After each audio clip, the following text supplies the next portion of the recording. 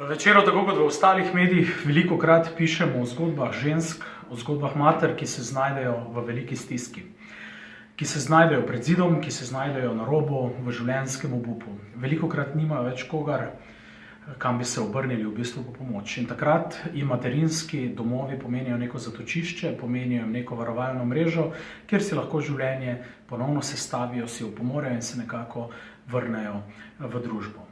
Kot odgovoren medij smo se zato v mesecu marcu, ki je v pomembni meri mesec posvečen ženskam in materam, odločili, da pomagamo skupaj z Socialno zbornico Slovenije materinskim domovom po Sloveniji.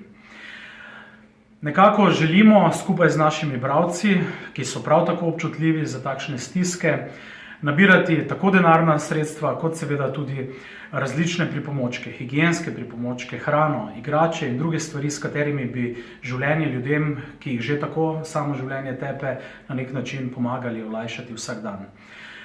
Kot medij, ki o tem piše, smo prepričani, da moramo v bistvu zavzeti še bolj aktivno držo, ne samo ozaveščati o teh problemih, predstavljati zgodbe ljudi, ampak jim tudi konkretno pomagati. In ta akcija je naš prispevek k temu, da se bo v bistvu življenje žensk in pa njihovih otrok v materinskih domovih vsaj nekoliko izboljšalo.